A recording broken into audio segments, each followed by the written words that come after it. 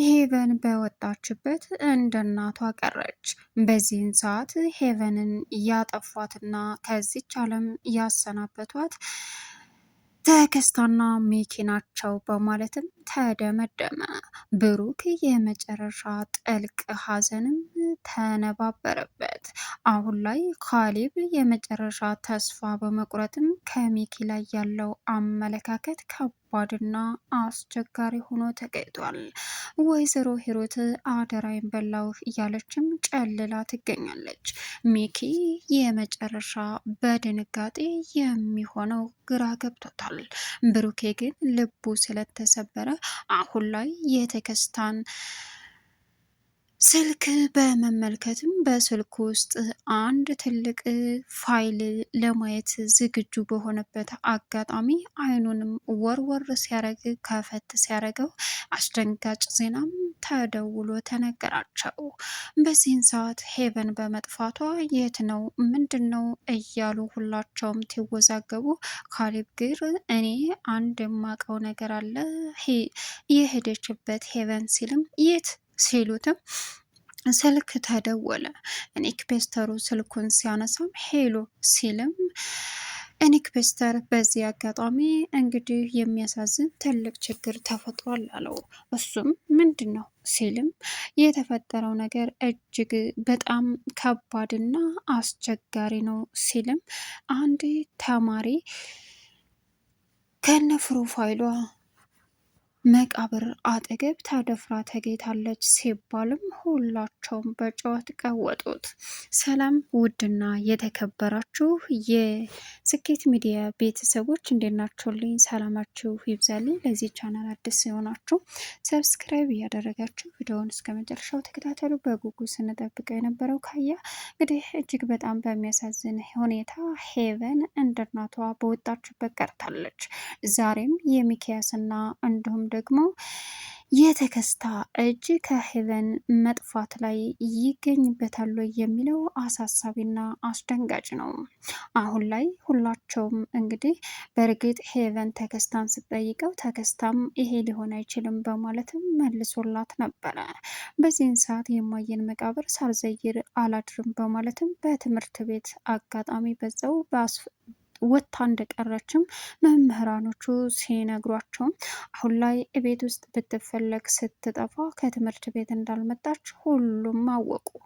በዚህን ሰዓት ብትፈለግ ልትገኝ ስላልቻለች ወይዘሮ ሂሩት አደራዬን በላው እያለች ብትቀውጠውም ብሩክ የገዳውን ፎቶ ለማወቅ ከፖሊስ ጣቢያ ሄዶ ፖሊሱ ጋር እየተወያየ ባለበት አንድ አስደንጋጭ ነገር ተደውሎ ተነገረው።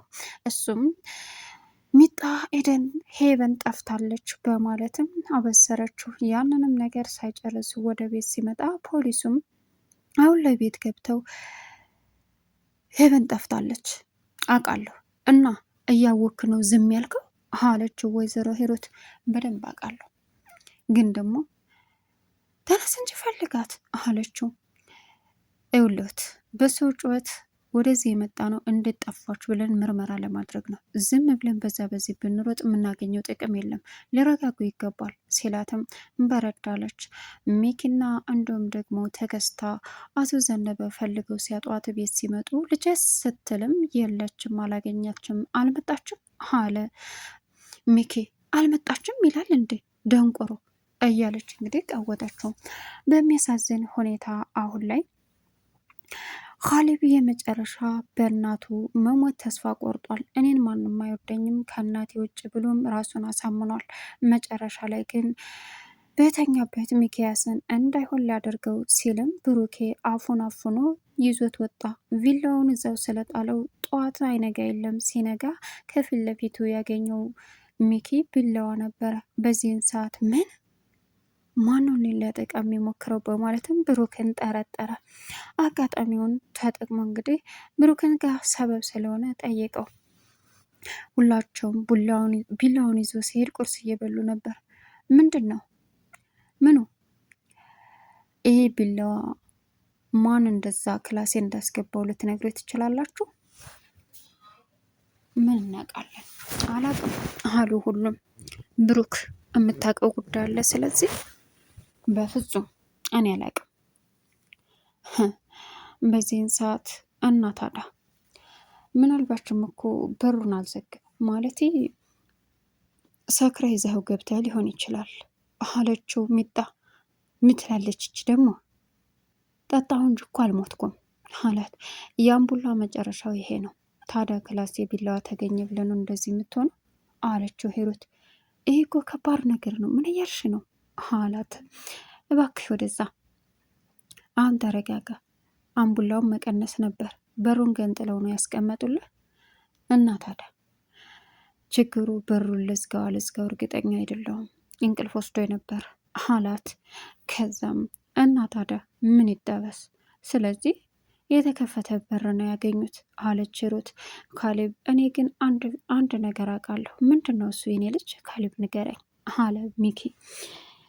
ርብቃ ሽንኩርት ስትከፍትበት ሀሀሀ ብለው ሳቁና ሙድ ያስገቢ ማለት ነው ሲለውም እኔ ላስኩብም አለ። በዚህን ሰዓት ብሩክ እየደነገጠ ነበረ። እውነቱን አውጥቶ ካሌብ የሚናገር ስለመሰለው ምግቡን ብላ እንጂ ካሌብ ሲለው እየበላው መቼ በላው እየተጫወክ ሲልም አያስፈልግም መብቴ ነው ሲል ከብሩክ ጋር እንግዲህ ተጋጨ። ተው በቃ ልጄ፣ እንዴት ነው እንደዚህ መልስ የምትመልሰው አንተ? መቃተው ልጅ አይደለ አለች ሂሩት። ተከስታ መጥቶ በቃ ነው እንሂድ ትምህርት ቤት ሲላቸውም እሺ አሉ። ከመውጣታቸው በፊት ተመካክረው ነበር። ይልክ ዛሬ እንደምንም ብለን እማዬ መቃብር መሄድ አለብን። እንዴት? በቃ ናፍቃኛለች አለችው። እሺ አለ። እያለቀሰ የነበረው ካሌብ እናቱን አፍቃው መስሏታል። በአባቱና በሚኪ ነው። ስሚማ እማዬን የገደላትን ሰው ብታገኝ ምን ታደርገዋለሽ? ለፖሊስ ሰጠዋለሁ፣ እገለዋለሁ አለችው። እኮ ምንድን ነው? ለምንድን ነው የምታለቅሰው? ናፍቃህ ነው እንዴ? አይደለም። እና ምን ሆነህ ነው? ተይ ሂቡ አትጠይቂ። ካሌብ በቃ እማዬ ናፍቃህ ከሆነ እንሄዳለን።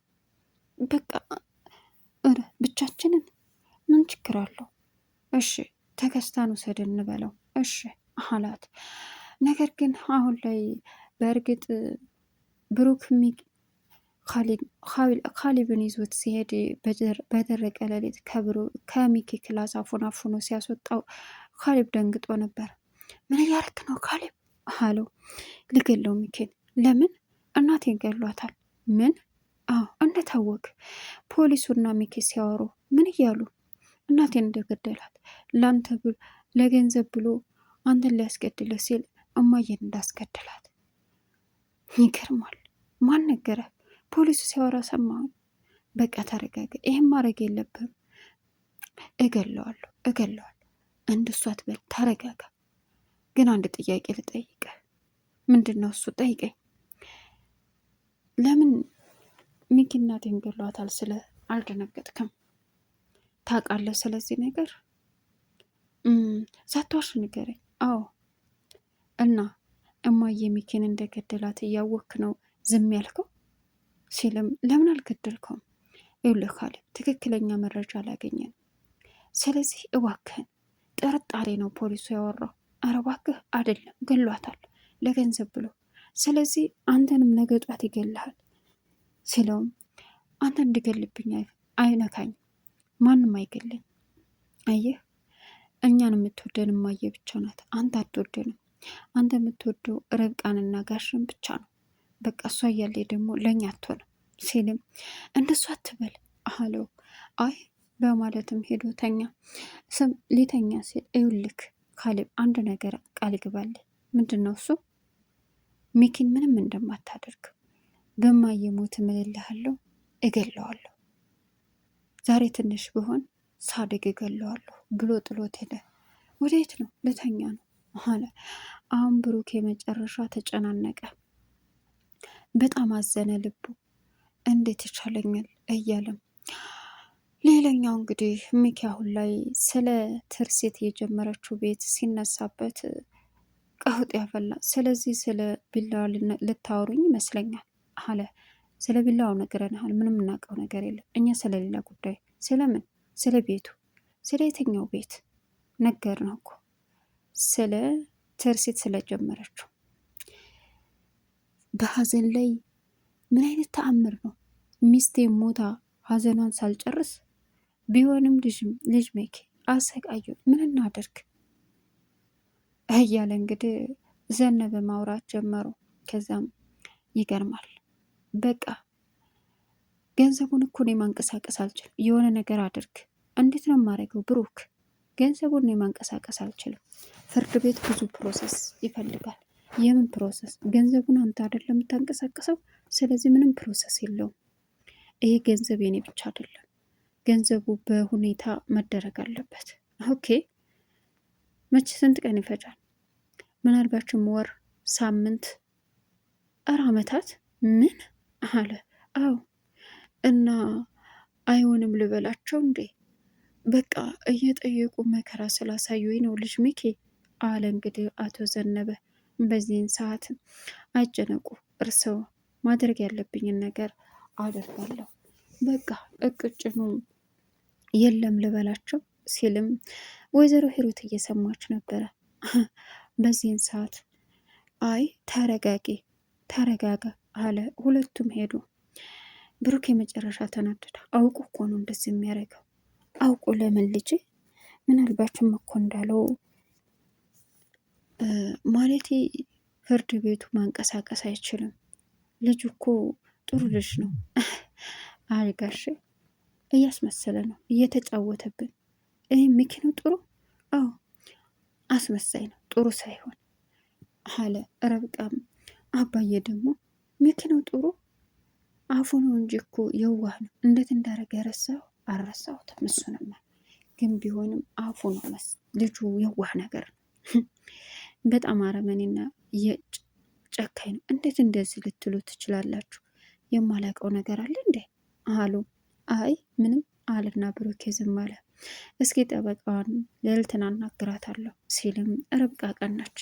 እንዴት ልደውልላት? እስኪ አሁኑ ደውልላት ሲልም ጠበቃዋ ጋር ሲደውልም ልዕልት እንግዲህ በአካል ተገናኝተን እንጂ ዝም ብለን በወሬ የሚወራ ጉዳይ አይደለም በስልክ ስትልም ሚኪ ብሩክሽ አለ። ምን አለች? በአካል ተገናኝተን እንጂ ዝም ብሎ ወሬ የሚወራ አይደለም አለችኝ ስለው እውነቷን ነው፣ ይሄ ቀላል ነገር አይደለም። አንተን ማገኘት ስለፈለገች ነው። የምትጨርሱትን ብንዱ አልጨርሱም እንዴ አለችው። ሚጣ ደግሞ ነገርንሽ እኮ አንቺ ልጅ፣ ይሄ ዝም ብሎ የሚጨረስ አይደለም ገባሽ? ይሄ በአካል ተገኝቶ የሚወራ ነገር ነው። ምን አስበሽ ነው አሏት ጋሼ። በዚህን ሰዓት ተናደደች። ሆን ብላ አውቃ ነው አውቃ እያለችም በቅናት ተንጨረጨረች። በዚህ አጋጣሚ እንዴ እረ ተረጋጊ፣ ምን ነሻል ሚጣ ሲላትም በቃ ቆንጆ ልጅ ልዕልት ማለት እኮ ጥሩ ልጅ ናት፣ እንደ መልኳ እንደ ስሟ የተለየ ሴት ናት እያለ አቶ ዘነበ ማድነቅ ሲጀምር ሚጣ ተንቀለቀለች። ብሩክ እንግዲህ አሁን ላይ ብዙ ነገር ተነባብሮበታል። ፖሊሱ ጠርቶት ሄደ። ፖሊሱ የወንጀለኛውን ፎቶ አውጥቶ እንዲሰጠው ነበር። ሲመረምርም አላገኘውም፣ ብዙ ገዳዮች ስለነበሩ። በዚህን ሰዓት ሚጣ ደውላ ለብሩክ ያስረዳችው ሄቨን ከቤት አልተመለሰችም ስትለውም እሄዳለሁ ሲልም ምንድነው የጀመርከውን ጨርስ እንጂ ልጅ ሄቨን ከትምህርት ቤት እስካሁን አልመጣችም ማለት ጠፍታለች ነው የሚሉኝ። ይህ ነገር ታዲያ እሷ ጋር ሚኪ አሁን የሚገናኝ ይሆናል። ኢንክቤስተር አሁን አድርጎ ከሆነ ስጥ አርጌ እኔ ነኝ የምገለው አለ። እንደሱ እንዳታረግ ብሩክ፣ ነገሩን ማጣራት አለብን አለ ፖሊሱም። እንግዲህ አስደንጋጩ ነገር ሄቨን አይሚን መቃብር ሄዳ እንደተደፈረች ተደውሎ ተነገራቸው። ቻናል ሰብስክራይብ